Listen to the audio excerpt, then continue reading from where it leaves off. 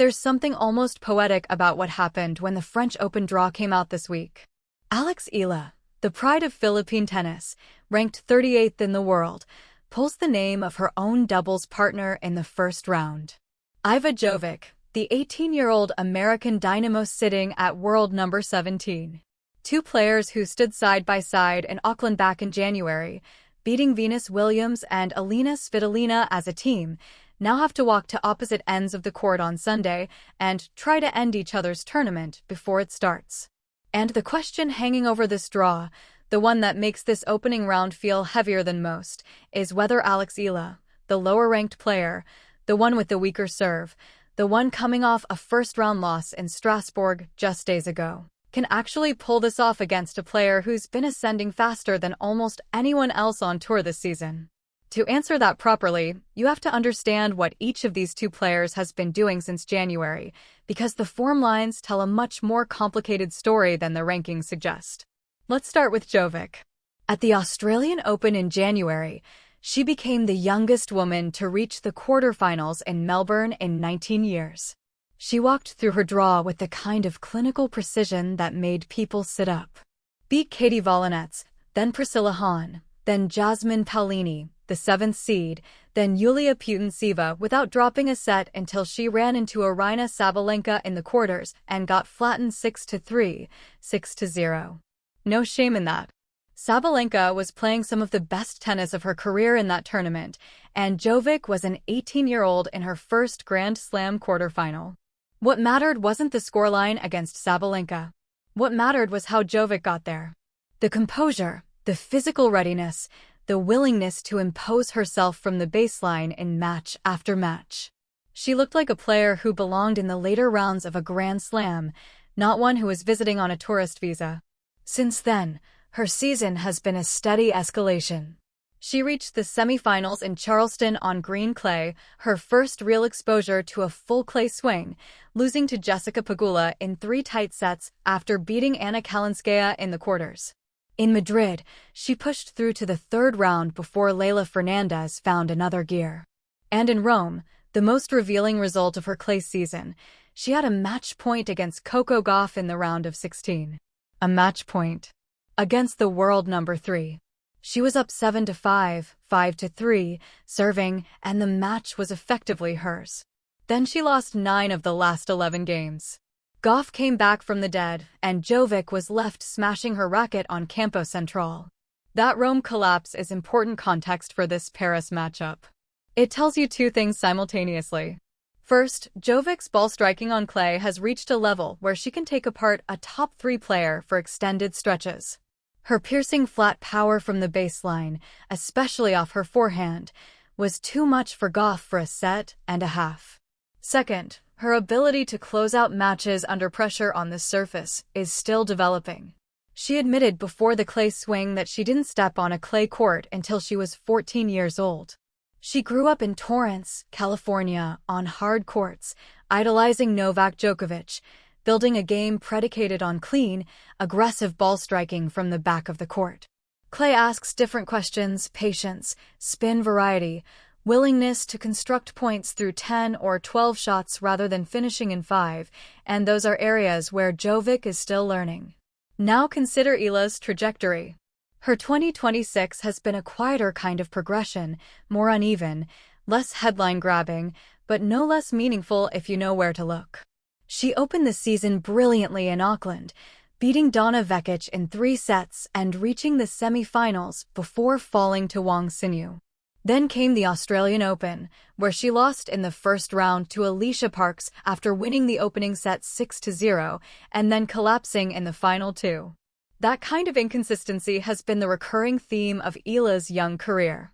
Stretches of absolutely gorgeous tennis, her left-handed forehand carving angles that leave opponents stranded, her return game neutralizing servers who hit 30 miles per hour faster than her, followed by spells where her own service games become a liability that drags her under. But February and March were a different story. In Dubai, Eala strung together arguably the best week of her career on paper. She beat Pellini, she beat Sursti, and she reached her first WTA 1000 quarterfinal on hard court since her breakout Miami run in 2025. Gauff ended her run there, 6-0, 6-2, a reminder of the gap that still exists between Eala and the very top. Then at Indian Wells, she went deep enough to climb to a career-high ranking of world number 29 in March. For the first player from the Philippines ever to crack the top 30, that was a landmark moment, even if it didn't make headlines outside of Southeast Asia.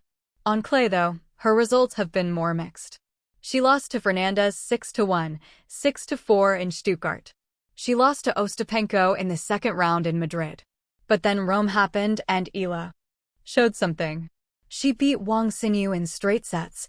She reached the third round of a WTA 1000 clay event for the first time, and even in her loss to Rybakina, she competed hard against the world number 2. The trajectory on clay was upward, even if the win column didn't always reflect it. Then last week in Strasbourg, she lost in the first round to Alexandra Oleinikova in nearly 3 hours, winning the first set before fading. Coming into Roland Garros, Eala's form has a slight wobble to it. So here's the tactical breakdown of what this match actually looks like on court, because the head-to-head is blank, they've never played each other in singles. Eala's biggest weapon is her return game and her ability to redirect pace. She's a left-hander who generates heavy topspin, particularly off the forehand wing, and she can pull opponents wide to the ad-court side with angles that right-handers simply cannot replicate. On clay, that left-handed forehand becomes even more dangerous because the surface gives her extra time to set up and the ball kicks up into awkward contact points for right-handed opponents. Against Jovic, who stands about 5'8" and hits relatively flat from both wings, Eala's topspin can be a genuine disruptor. It changes the rhythm that Jovic prefers, quick exchanges, clean strikes through the court, and forces her to generate her own pace rather than redirecting what's coming at her. The problem, as always with Eala, is the serve. Her first serve routinely sits below 90 miles per hour. On the WTA Tour, where the average first serve speed is around 105, that's a significant handicap. It means she rarely gets free points on serve. It means every single service game is a battle. It means that even when she's playing well, she's essentially fighting with one hand tied behind her back in half the games she plays. There have been signs of improvement. Her first serve win percentage has ticked up this season, and she's been more aggressive with placement, but the raw power simply isn't there yet, and against a player like Jovic, who is a ferocious returner with quick hands and early ball striking, a slow serve is an invitation. Jovic, on the other hand, doesn't have a monster serve either. Her fastest clock at the Australian Open was 172 kilometers per hour, which is decent but not elite, but she gets enough on it to hold comfortably most of the time. Where Jovic excels is in the quality of her ball striking from the baseline. She hits flat and early, taking time away from opponents, and she's been working on adding variety on clay this season. In her Charleston interviews, she talked specifically about developing slice, angles, and different return positions for the clay swing. About being more unpredictable. That's the Djokovic influence showing through, the understanding that you can't just overpower everyone on clay, that you need to be able to construct and manipulate. The question for this match is which version of each player shows up. Because if Jovic plays the way she did in the first set and a half against Gauff in Rome, all aggressive, all forward pressure, bludgeoning winners from both wings, Eala's serve will be under enormous stress. Jovic will step inside the baseline to return. She'll take Eala's second serve early, and she'll look to dictate every point from the first ball. If she executes that game plan cleanly, the ranking gap of 21 places should tell. But clay has a way of equalizing. The surface slows the ball down, gives the defender an extra fraction of a second to retrieve, and rewards consistency over raw power in ways that hard court does not. This is where Eala's game can flourish. She's a phenomenal mover, her court coverage is exceptional for her height at 5'9", and she doesn't panic in long rallies. If she can neutralize Jovic's early aggression by getting enough balls back, deep and with spin, she can gradually pull the American into the kind of extended baseline exchanges that exposed Jovic's closing issues in Rome. There's also the emotional and psychological dimension of this match that shouldn't be underestimated. These two are friends. They've traveled together, practiced together, won doubles matches together. At the Auckland ASB Classic in January, they came from 5-3 down in the first set against Svitolina and Venus Williams, saving 7 set points before winning in straight sets. That kind of shared experience builds a bond. And then the draw throws you across the net from each other in the first round of a Grand Slam. For Eala, this is only her second main draw appearance at Roland Garros. Last year, she lost in the first round to Emiliana Arango, hitting just 5 winners against 17 unforced errors in the opening set. She knows what it feels like to have the occasion overwhelm her here. For Jovic, this is familiar territory too. She played last year's French Open on a wild card, reaching the second round before losing to Rybakina. The player who handles the emotional weight of this matchup better will have an edge. And here's an observation that might be unpopular. Jovic, despite being 2 years younger, might actually be better equipped for that. She's played more high-pressure matches this season. She's been in a Grand Slam quarterfinal. She's had a match point against a top 3 player and dealt with the gut punch of losing it. Those experiences harden you. Eala's biggest moments. The Miami semifinal in 2025, the Dubai quarterfinal this year, were breakthroughs, but they were also followed by lopsided losses that suggest she's still learning how to sustain that level. So can Eala shock Jovic? Here's the honest answer. It wouldn't be a seismic upset. The rankings say there's a gap, but it's not a chasm. Eala's been ranked higher than she currently is. She was 29th in March, and Jovic, despite her rapid rise, has never won a match at Roland Garros main draw in her career, having lost in the second round on her only previous appearance. The clay surface narrows the margin between these two. Eala's left-handed forehand is a genuine weapon on this surface. Her return game is world-class on its day. And if Jovic's serve isn't landing at a high percentage, if she's unable to get free points the way she does on hard court, the service games become competitive across the board, and suddenly you've got a coin flip match. The path to an Eala win looks something like this. She needs to hold her serve at around 60% or better, which means finding targets with her first serve even if the speed isn't there. She needs to make Jovic play at least 8 or 9 shots per point on average, dragging the rallies out rather than letting the American finish early. She needs to exploit the ad-court angle with her forehand cross-court, pulling Jovic wide and then driving through the open court. And she needs to win the crucial points, the break points, the 30-all moments, because that's where Jovic's clay inexperience could show. The path to a Jovic win is more straightforward. Serve well enough to hold, step in on Eala's serve and punish it, dictate from the baseline with early ball striking, and close the door when opportunities arise. If Jovic does those things, she wins in 2 sets and the ranking holds.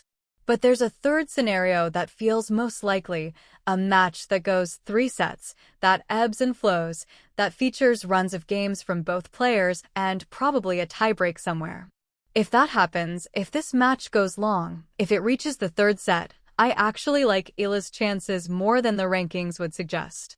She's the better mover, the better defender, and she's shown an ability to dig in during extended battles that Jovic hasn't consistently demonstrated on clay. The Strasbourg loss to Oleinikova aside, Eala's 3-set record across her career shows a player who competes hard when matches tighten. What makes this match genuinely compelling isn't the ranking gap or the upset potential. It's that these are 2 players in the middle of their development arcs who are heading in the same direction, but from very different starting points. Jovic is the pure ball striker learning to add clay dimensions to her game. Eala is the crafty, gritty competitor trying to add enough firepower to match her tactical intelligence. They're both still becoming the players they'll eventually be. And on Sunday, on the terre battue of Roland Garros, they have to put friendship aside and find out who's further along that road. The honest assessment, Jovic is the rightful favorite here. She's ranked higher for a reason. She's had bigger results this season, and her ball-striking talent gives her a higher ceiling on any given day. But can Eala win? Absolutely. The left-handed forehand, the clay surface, the return game, the physical resilience, There are enough tools in her kit to cause Jovic real problems. If Eala serves even marginally better than her season average and makes Jovic grind for every game, this match could easily tip her way. In tennis, a 21-place ranking gap in the 30s and teens is not the gap between levels. It's the gap between a good week and a bad week. And at a Grand Slam, especially in the first round, anything can crystallize. The draw handed us a gift. Two friends, two rising stars from different sides of the Pacific, one court, round one. Whatever happens, remember this match, because in 2 or 3 years, we might be watching these two play each other in the quarterfinals of a Grand Slam. For now, though, the question is simpler and more urgent. Which of them wants it more on Sunday?